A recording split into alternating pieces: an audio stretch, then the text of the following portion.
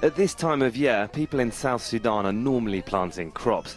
But instead, mothers at this clinic have come to get life-saving treatment for their malnourished babies. Everyone here ran away from the fighting. Nearly 1 million have been living in camps for about 5 months, and now many are short of food. Tuesday.Al says she was worried her son would die.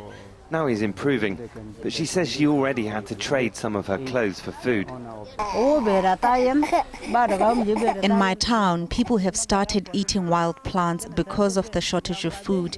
Many people are sick and people are dying. We are hoping the fighting stops so we can go home.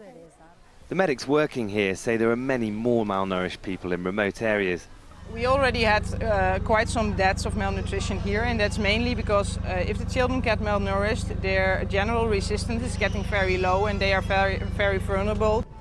The clinic's within this protected UN camp.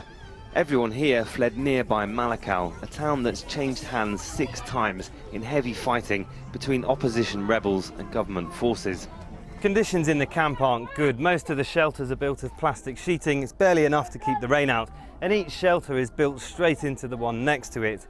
This boy here tells us that he sleeps inside with his 2 brothers because there isn't enough space to stay with his parents. It must be uncomfortable and cold in there at night.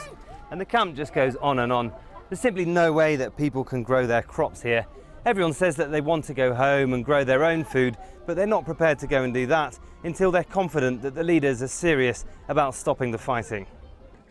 And since people can't plant, there'll be no harvest in September, and so food aid is crucial.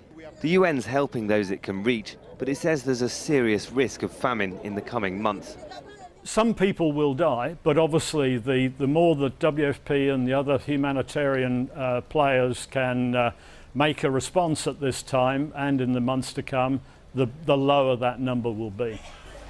But the World Food Programme says it urgently needs more than $500 million to feed people. Otherwise, malnutrition will quickly get worse. Thousands have been killed in the violence, and without peace at home and help from outside, hunger could kill many more.